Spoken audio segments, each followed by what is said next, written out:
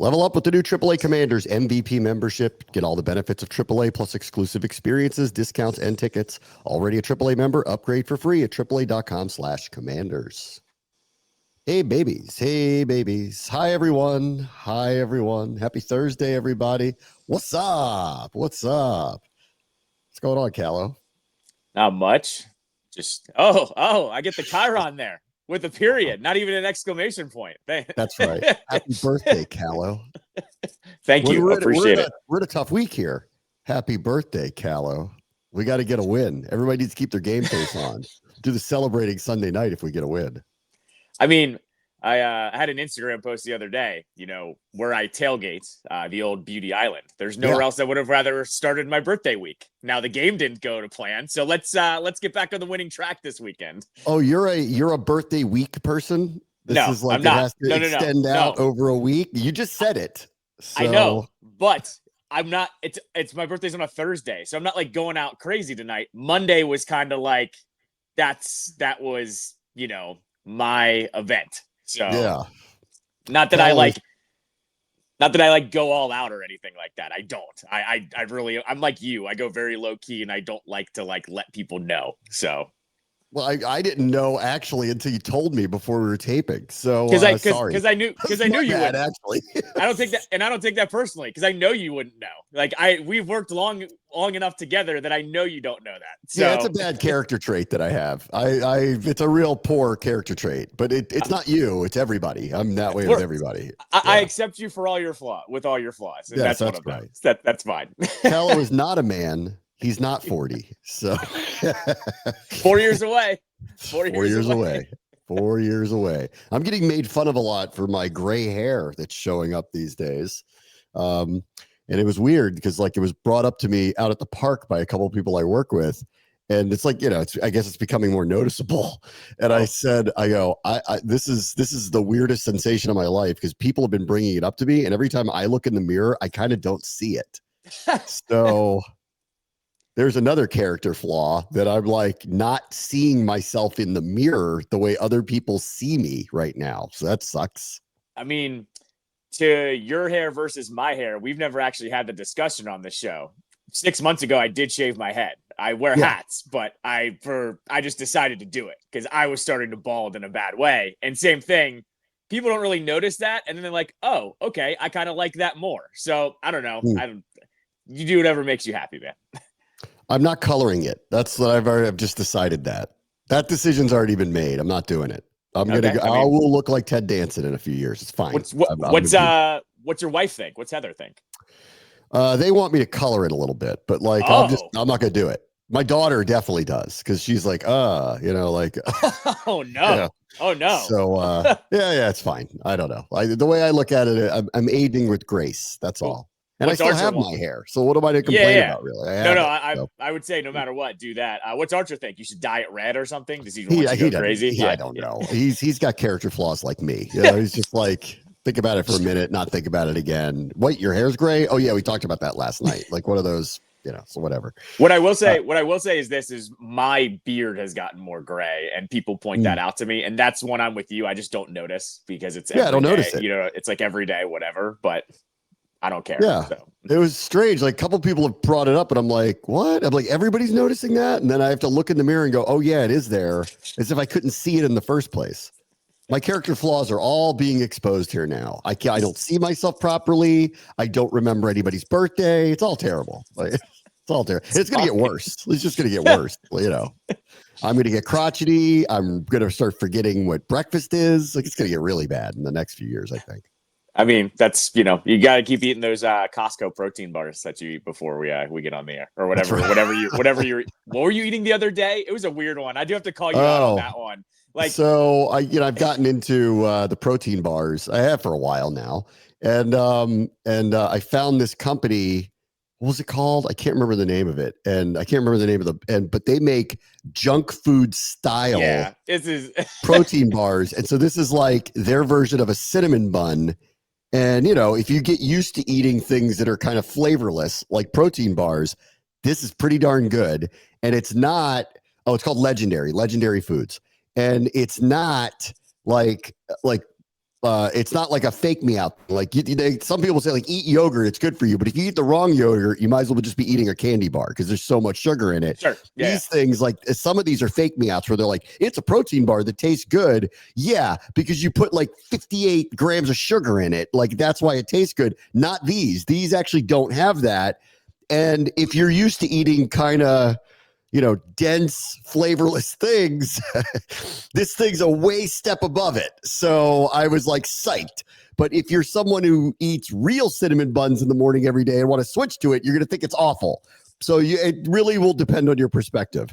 Okay, fair enough. That was one I never heard of, and I saw you eating it because it was shocking to see you eating a cinnamon bun at early in the morning, and I had no idea what that was. And then I guess you're saying that they make junk food versions of protein things now, yes. So And you know what they're saying, and I agree with this. There's some part of like eating junk food that's like I can't quit you, and so Sure. This is a happy medium. It's I can't quit you, but this is the best version of that I could possibly get. So this is half the reason why I run, because I burn 4,000 calories and can eat whatever I want without gaining weight. So that's I hear you out on that.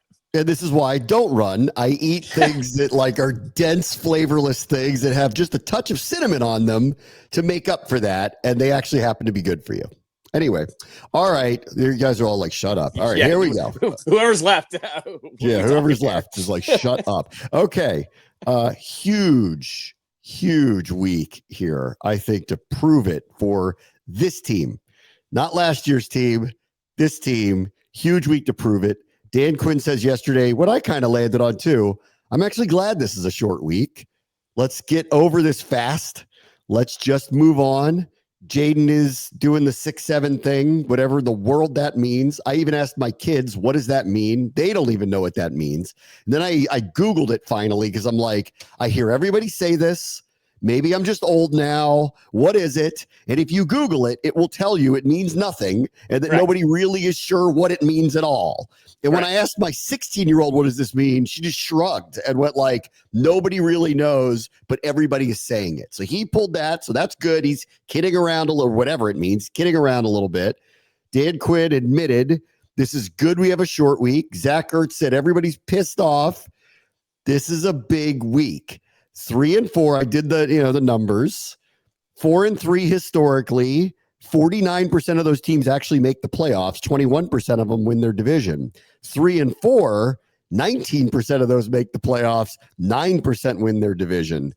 So this is a big deal this weekend. Historically, I think for morale, and it is, I think, the first time of the new era where they're being seriously tested in the locker room. What are you guys about this week? This is a big one. Yeah, I mean, you said everything, but you didn't say it. It's a must win, man. You insinuated it all, but you didn't actually go there. I'm saying it. It's a must win. You have to beat the Cowboys here to stay afloat. Same thing. They have to remain. I think what did I tell you yesterday? 6 or 7 wins when they hit that last stretch. I think it's 7 wins. They need to hit that last stretch and then hope they're in striking distance to win the division, because I think they need to win the division if they're going to make the playoffs here. So yes, we are in must-win territory, especially with an NFC opponent too, with some of those tiebreakers that are going to probably bite them a little bit. I did a speaking engagement last night. I was asked to co-speak out in Alexandria, and they asked me, what do you think the record's going to be at 3-3? That's a tough question to answer.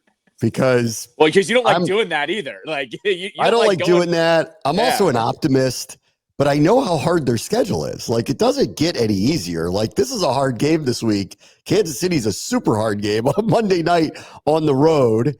The Madrid thing, like the Dolphins look like a mess, but it's 3-4 weeks away and it's in Spain. I don't know what's going to happen. And then the home games, you'd love the idea of playing West Coast teams at home at night. Like, I love that. But Denver's defense is absurdly good, and Seattle's playing better than I thought they would. So, none of these games are easy. None of them are. And so I just said 10-7. I just blurted out 10-7. So I'm being optimistic that they'll still get to 10. And I said, I'm not sure if 10's good enough to win the division or not. And I hope that it's good enough to make the playoffs. But 10's the number. And the way things have started here, I think the Eagles could sleepwalk to 10, which they may end up doing because they'll win some games because their team's too good. I mean, Atlanta, if they're going to actually be good, then there's a real 2-team race out there, and they'll both get to 10 out there. I'm convinced at least 2 of the NFC North teams are going to get to 10. So we're like, and if the Niners can hang in there, 2 of those teams might get to 10. Yeah. 10 might not be good enough. 10 might have to win the division. 11 might do it.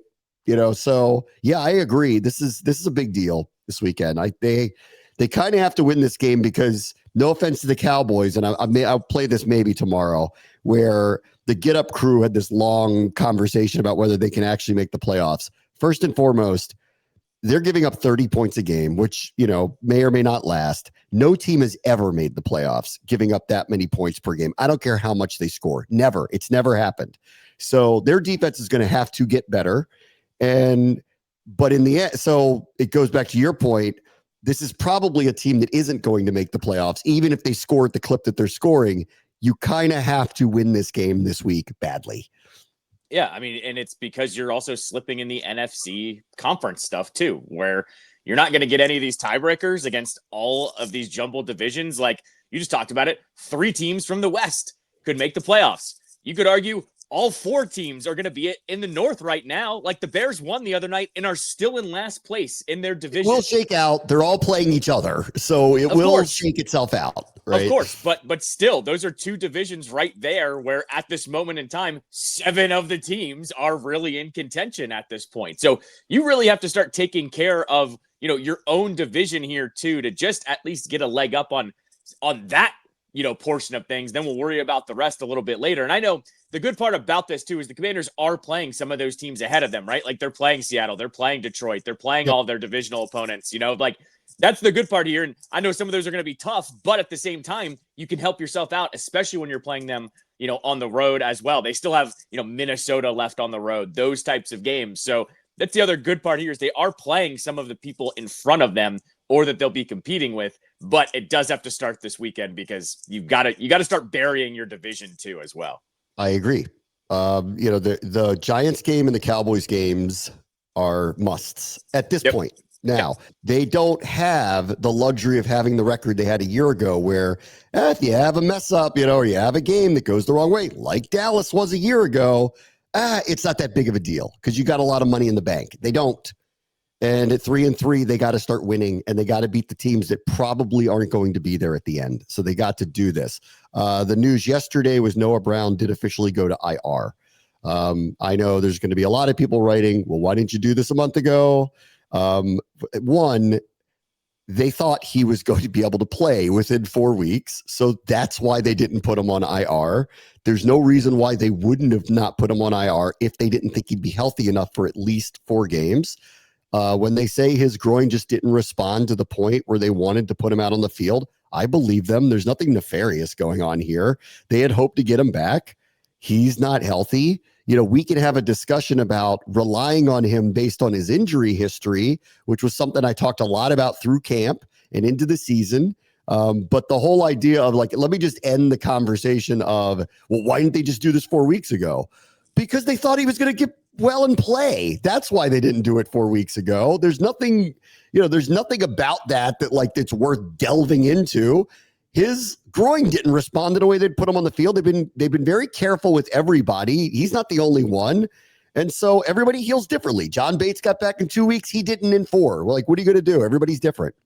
Yeah, this is one where I think it is, the reaction to a little bit of why did you put him on IR is a little overrated. It's not like there was some wide receiver knocking down the door that they were holding a roster spot back for. You know what I mean? So, well, that's the other conversation to have about this, but go on. Right. Well, but I was just going to say, it's not, everyone keeps saying, oh, why didn't they just put him on IR? Yes, it would have gotten them an extra spot, but really what would they have realistically done with that extra spot? I've said it before. I like the way that this regime, the way Adam Peters shuffles up the back end of the roster at times where he'll bring in guys like they worked out Burks. They haven't signed him or anything like that, but that they do that. But really, if you're talking about man 53 on the back of the roster, it wasn't going to make or break any of the games that they played, is what I'm getting at here. And if you look at who they wheeled out at wide receiver on Monday, there really wasn't a reason to not risk seeing if he could come back at some point too. Well, there's a conversation I'm willing to have because back in the summer, I assumed that KJ Osborne or Michael Gallup was going to make the team. I just assumed it for this reason, because I love Noah Brown. I love when he plays, but he has had a lot of injuries. And I know last year, the thing with the internal injury, that was abnormal. Okay. So like, and I put that one to the side of an abnormal thing happened and he got over it.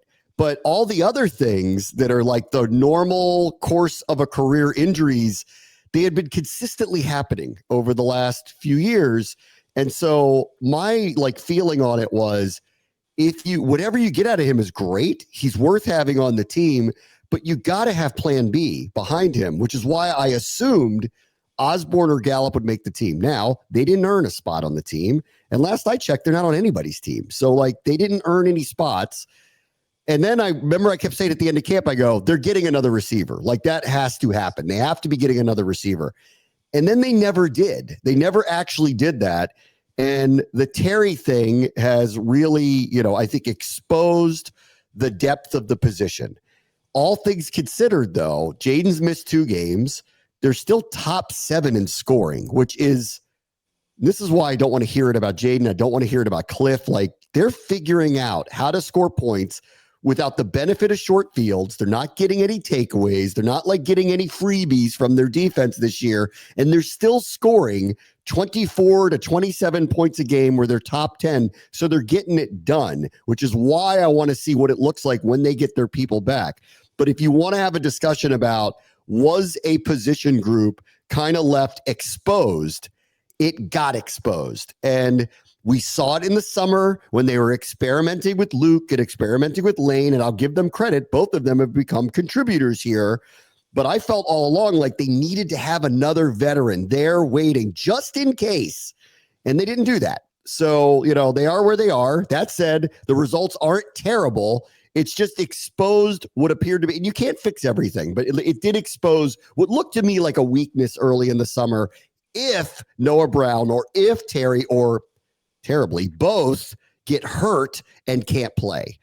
Yeah, I mean, I think what you're gonna probably have to make the argument is, and you're not going to see it till later on in the season, is if they were pretty much saying internally, we could have one of those veterans come along, but also we want Luke McCaffrey and Jalen Lane to get that exposure and that playing time because maybe that'll pay off, to be playing at that point. I don't think like the discussion happens that way, but you also have to say, we invested a mid-round pick on Jalen Lane. We think Luke McCaffrey can be a contributor. And look, Luke has had one big catch every single week since those guys have gone down, right? Like it's not like he's had 5 for 110 and a touchdown, but he's had one really good play.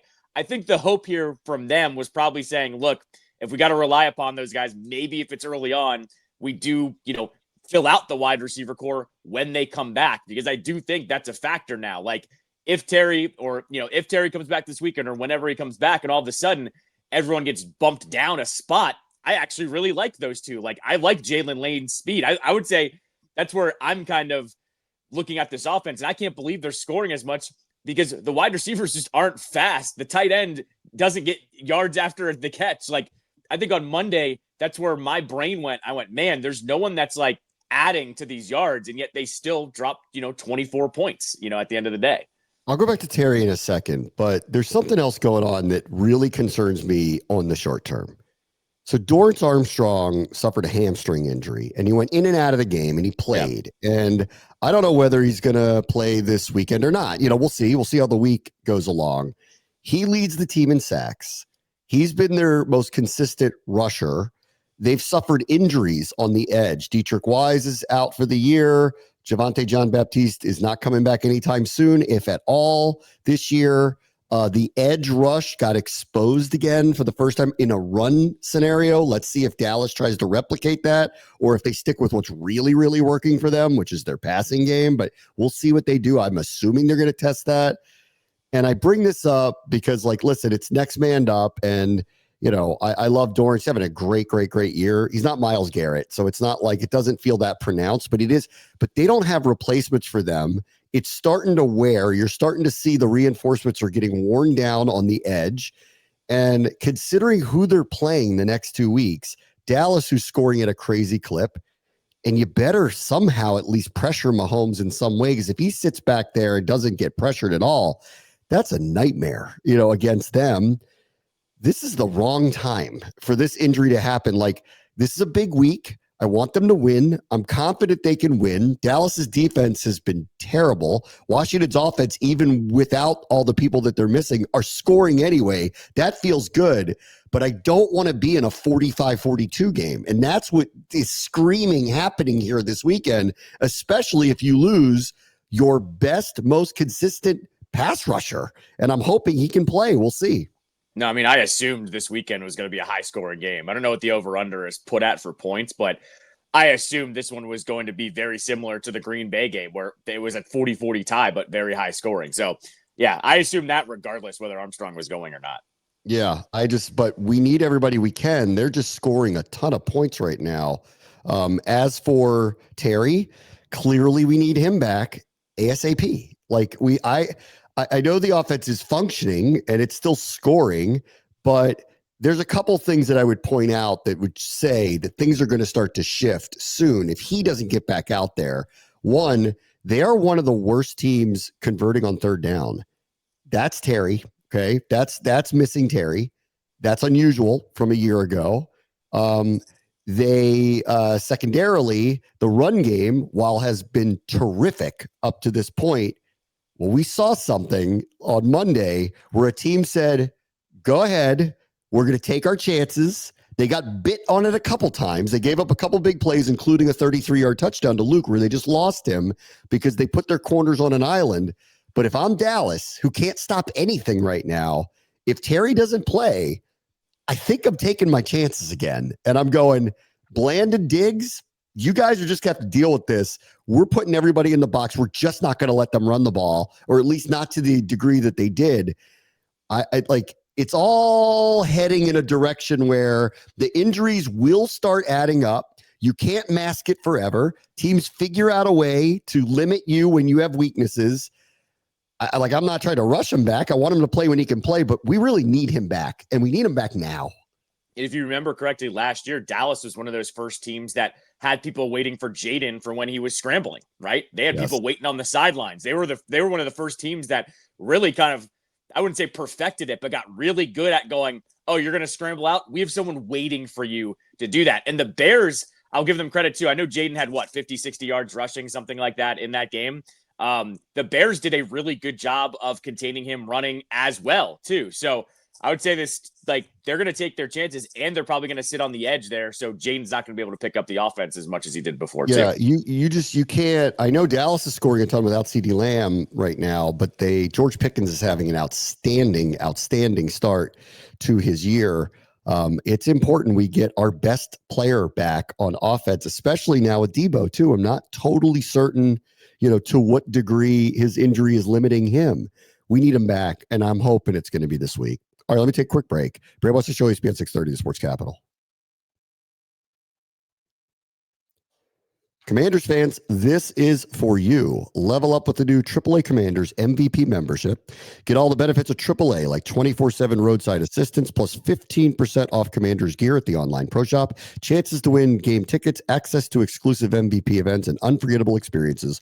Already a AAA member? Add the Commanders MVP upgrade for free. Head to AAA.com/Commanders to join the squad and put your fandom in drive. All right, welcome back. We are in trade season. This is a very different league these days where trades do occur. Teams actually try to move off of people. In the case of the Commanders, I think the next week or two would be very telling to see if they actually want to add. And it's my kind of understanding and impression that they really don't want to give up more assets. They've already traded away some of their draft picks. But if they feel like they have a deficiency and there's still an opening, especially if the Eagles are not going to run away with anything, then I think anything's on the table. And a couple of prominent outlets put out a couple of ideas for them. So I'll run them by you and see what you think. CBS Sports said that the Commanders should try to go get Mark Andrews out of Baltimore. The Ravens clearly are committed to Isaiah Likely as their primary tight end. Mark Andrews is over 30, so he's on the wrong side of 30 now, but is going to get a second chance somewhere. They're probably not going to pay to keep him. This one is, I like Zach Ertz. I don't know that he's a massive upgrade from Zach Ertz. Zach Ertz has great chemistry. The idea was Well, if you're not going to be really strong on the outside, you could go to a 2 tight end receiving type set where Andrews and Ertz are on the field at the same time. This one totally didn't make a lot of sense to me. And they didn't say, which I hate about something like this, because I'll get to the Barnwell one where he actually says what the other team would trade to make this happen. They were just like, it makes sense to get Mark Andrews without saying what Washington would give up to get him.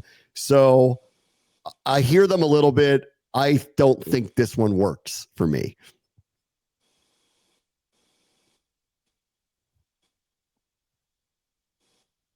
And Callow can't hear us. Okay, so we'll get back to Callow when he can actually hear us. All right, the other one that was up and Barnwell talked about was a swap of corners. And he asks an interesting question. And this one was, I thought, a fair, open, interesting question. And that was, Washington has Noah Igbenogany. He was pretty good in the slot last year when Mikey went to the outside after they made all the changes at corner. I think we thought that this team was really, really strong out at corner now with the drafting of Amos. He's had a very good start to his career. Lattimore, who's healthy now. Sandra's still back in the slot where they believe he can excel. And Igbenogany and Jonathan Jones become primary backups. Igbenogany really, really, really had a great training camp. And in that training camp, he really stood out, but we all knew what the score was. He probably wasn't going to play unless there were injuries, and that's been the case. A couple of weeks ago, he got a decent amount of snaps when there was an injury out on the field, and they had to switch some people around, so he got some time out on the field, but he's not primary starter. So Barnwell's argument is he's kind of buried on their bench. They've made their bed with who their guys are, especially on the outside, that he could be someone they should bring in. However, if you go look at how the secondary has performed to this point, it's lackluster at best, especially statistically. And the Bengals have Cam Taylor-Britt, who's going to be up for a contract. He's in the last year of his deal. The Cincinnati defense is not performing very well. Barnwell's argument is that when Cam Taylor-Britt is put into the right situation, that he thinks he could excel differently. Washington is consistently looking for upgrades at positions across the board. Lattimore, there's going to be a decision about him next year because he's scheduled to make, something in the neighborhood of $18 million next year, and none of it is guaranteed. So we'll have to see how Adam Peters and company kind of deal with the contract when they get to the other side. Do they ask him to take a pay cut? Do they not ask him to take a pay cut? Do they bring him in and do they cut him? Do they extend him and change the dynamic? I don't know what they're going to do with Lattimore next year, but this was the trade that I actually thought made a little bit of sense because I thought one of the strengths of the Commanders this year would be their secondary, and it hasn't played out that way yet. So Cam Taylor-Britt, young, last year of a contract, Noah Igbenogany, buried, but can be effective, and is on the last year of his contract too. That one actually made sense to me if they were going to do something like this, and it would not involve any swap of draft picks, which I don't think the Commanders really want to do right now. I'm all for any kind of extra competition with that unit right now or any kind of change up. So I saw this one too, and I thought, sure, why not? And you're also looking at Cincinnati, like they pretty much are doing the same thing where they're saying our defense is so bad, we need a kind of a change up too. I'd be perfectly fine with this one, especially because Igbenogany's not even playing that much here right now. What did you think of the idea of acquiring Mark Andrews? Hate it. I don't think that I didn't get that one. I didn't that's one that to me it's a bunch of people looking at paper and not looking on paper and not looking at what's actually happening with the offense. Like Ertz is fine. I'm not saying he's amazing by any means. Sinnett's actually really good blocking tight end, H-back when he's gotten the opportunity. Bates is a really good blocking tight end. I just don't think it's a major upgrade over Ertz. And this team's draft picks right now are at a premium. I don't think you want to give up anything for him. They've already had to once alter their offense because of injuries, and they've gone to like jumbo packages. If you bring in Andrews to play alongside Ertz, one, you're signaling to him that he's not coming back next year, because why would you acquire Mark Andrews in the first place? And then second, you're altering how you play offense because you're going to a 2 receiving tight end set, which they haven't really done. The extra blocker is either Bates, a blocker who can catch every once in a while, or lately Trent Scott, who's not catching. Well, he caught Jaden's first touchdown pass, but he's not catching. You went to a jumbo package. Yeah. This would be an alteration of their offense in general. So that one didn't really make a lot of sense to me. He's on the other side of 30. He's a very good player. He'll probably be somewhere else. Not here. If we're going to go get a new receiving tight end, I actually saw, I think it was Jordan Reed who put out his first like mock draft.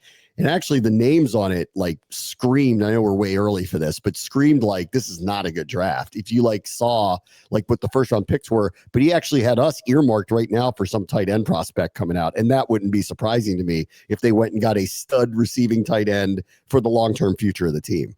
No, it wouldn't be surprise me either. And you've also seen this team's direction is they are doubling down on the offense continually with their premium picks and acquisitions. So that wouldn't surprise me either. One of the other things that's going on is the Giants are moving money around. They restructured a couple of major contracts, which has all of them screaming because Malik Neighbors is out for the year and they need another receiver anyway. Who are they going to get? Jacoby Myers is believed to be available last year of his deal from the Raiders. I've actually argued I like him, and I think him as a secondary target, long-term besides Terry, and we'll see with Debo because he's in the last year of his contract, but like, those three, that's a nice trio. Like I actually like that option. He's a very good player. Rashid Shaheed is in the last year of a contract. They assume that the Saints are going to sign Chris Olave long-term, which would mean that he wouldn't be. He's a big-time speed receiver. That's another one for Washington I would look at and go, we get a legitimate speed threat opposite of Terry McLaurin. Watch out. And if you don't have to pay him some large sum of money because his numbers don't warrant paying him, that's somebody for Washington I would keep an eye on here. But like the Giants move the money, and they're the ones that are clearly being viewed as about to go make a move. Well, and for them too, all of a sudden, they actually could compete for a wild card or a division if some things break their way. I think this overall for the trade deadline, I think is really interesting because who's actually going to sell? Like outside of a couple of teams that are kind of out of it, like the Saints, right? Teams that are have a really bad record. Like nobody's quite out of it, especially by the time the deadline rolls around. Like the way the chaos has gone these first 6 weeks, I'm going to be surprised to see who actually kind of taps out. Like even the Bengals trade for Flacco, right? Like even they are with 2 wins trying to still get it done. I'm really interested to see who actually gives up some of their players in this. In the case of those 2 receivers I named, though, neither would be franchised. Like you can't franchise either one of them.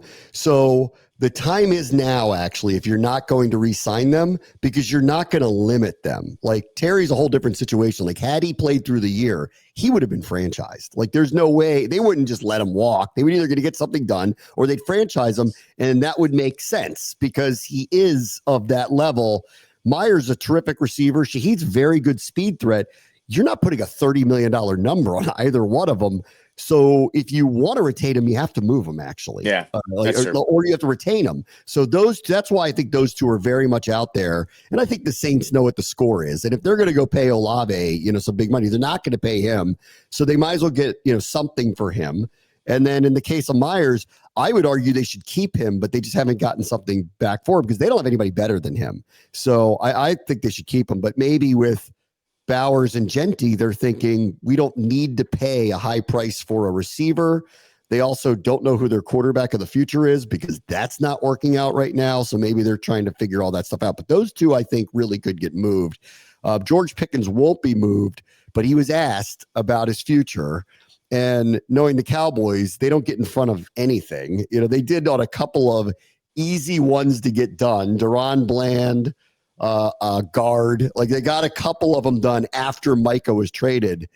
Pickens is The Cowboys this is like Scott Boras in reverse now. You just wait out the Cowboys. You don't actually talk to them early. Why would you wait them out? The price consistently goes up the closer you get to it.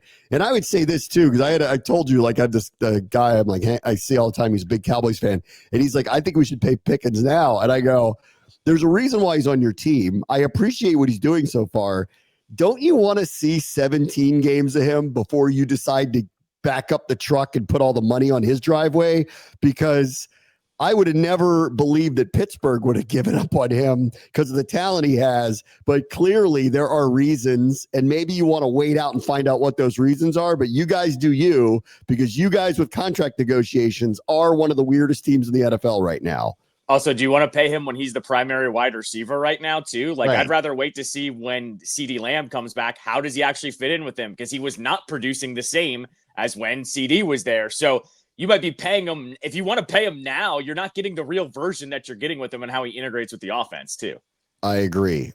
Barnwell in his piece not only talked about us with a corner swap, and I actually thought that made a lot of sense. Like Cam Taylor-Britt, high-end talent, hasn't quite met it. Bad defense over there, fresh view. We have decisions at corner to make clearly again come next year, right? He'd be a very good backup to develop and potentially be a starter next year for us. We'll see. I think that actually makes sense. He wrote another one, and he wrote this.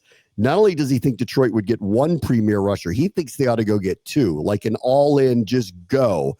And one is Trey Hendrickson, because he believes, like, again, he only signed a one-year deal. Do they really want to go through this again? Their season is crumbling. They don't want to pay him. Detroit could give up a pretty high pick because they're going to go for it, right?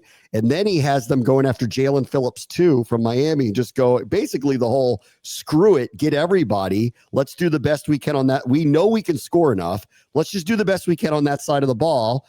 And if we can get an extra turnover a game, we win. And honestly considering if you look at the NFC right now, where you're asking big questions about Philadelphia, you're asking big questions about us, big questions. You're asking Minnesota big questions because who's their quarterback?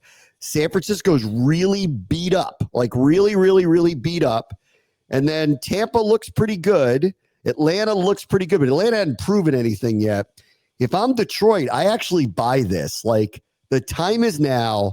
Literally go all in and try to win this right now, because the teams you thought were really, really, really in your way, and I know it's October, they don't look so hot right now. This is a chance to stomp on people. I agree with this strategy. I rarely think you should give up the farm to get everybody, but in their case, in this year with everything so upside down, I actually buy it for them. I buy this one too for Detroit. Like, at some point, you really got to go all in with this group. They keep acquiring talent, and I commend them for that. But at some point, you really do have to go all in. And look, we saw what happened last year. Their defense is really the side that let them down. I know Goff didn't play well against Washington, but their defense was so banged up. I'm kind of with them on this one. If I'm them, I'm going all in too. I did see the Bengals aren't interested in moving Hendrickson because they still are kind of all in on this year. That could obviously change over the next couple of weeks. But I would say, if you're Detroit, you're calling everybody to upgrade that defensive line, mainly because if you get that figured out too, and you do get it to the Super Bowl, we all saw how, Kansas City got beat last year. If you have a really good pass rush, they are pretty much useless at that point too. So you're also shacking up to win a Super Bowl too. They have 2 more weeks. The deadline is in a couple more weeks. They got 2 more weeks. They're playing tonight. If they lose tonight, they're 3-4 games out of first place. Burrow's not coming back anytime soon. I know he advocated to keep Hendrickson, but he's not playing right now. He'll get over it by the time next year rolls around. And they're not a player or two away anymore. Like, they need a reboot on that side of the ball bad, like really, really, really badly. So I would advocate them at this point. You're not going through this again with him, are you? You don't want to pay him last year, and he's just a year older. You don't want to pay him again. You got to move on from the guy. And if Detroit's going to pay a premium pick because they go, screw it, we're all in, I think you have to take it at this point. So whatever they were asking for in the spring that was pie in the sky that they didn't get, they're going to have to change their expectations, but they got to take something. So I agree with that. They should probably do it. I saw this one. Caleb Williams was getting, I guess, hit over the head on Monday Night Football. I obviously was in our booth, so I didn't hear any of this, with criticism from Troy Aikman. I saw Stephen A. Smith defend Troy Aikman and basically say he has the right to say anything he wants about any quarterback ever because he is who he is.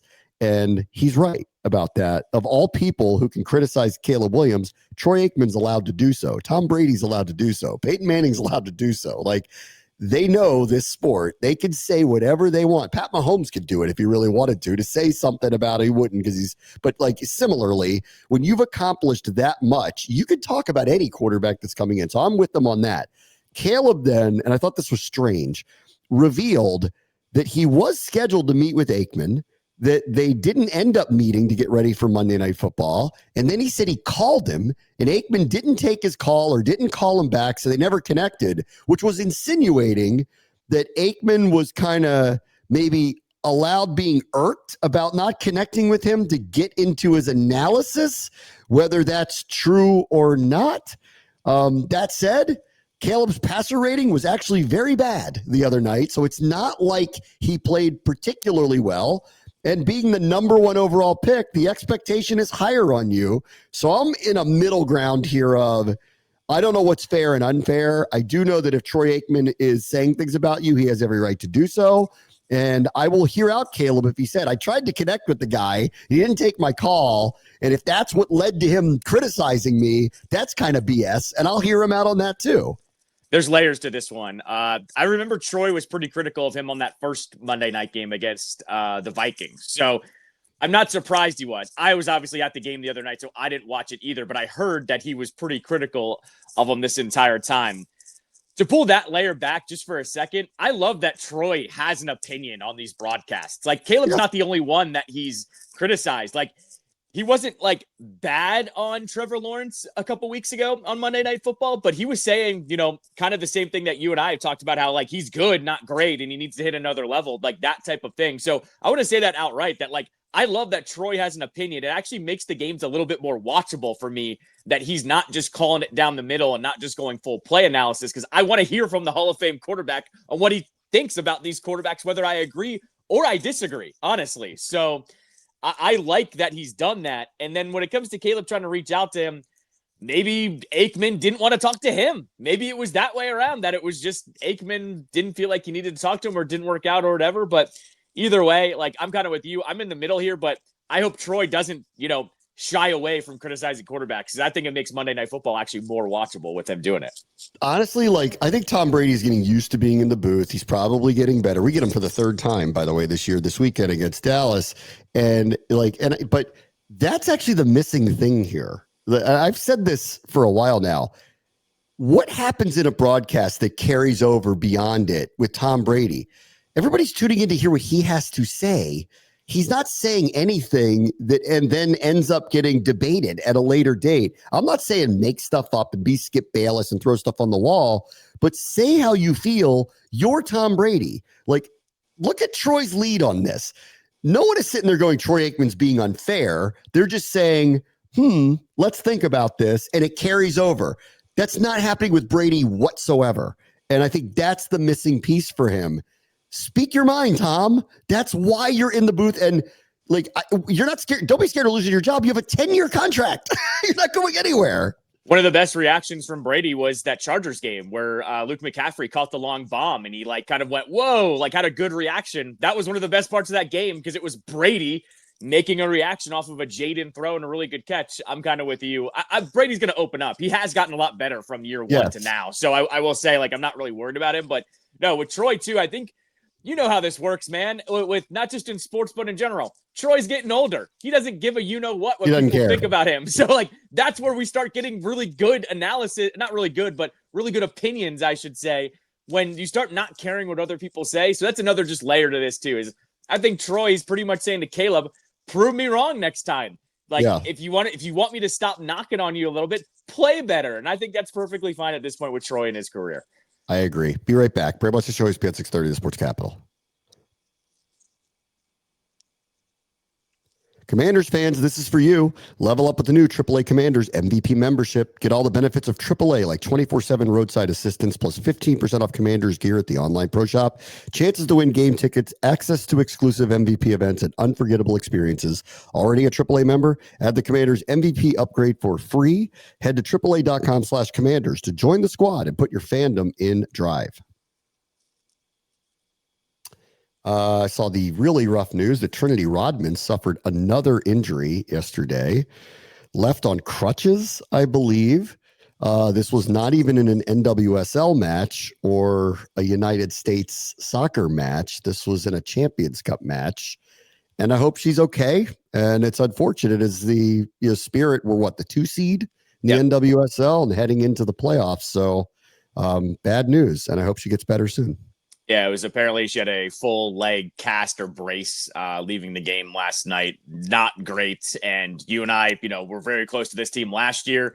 They go as she goes. They have a lot of really, really good players, but she's the one that puts them over the edge. If she's out for a significant amount of time, that definitely takes a blow to their championship hopes.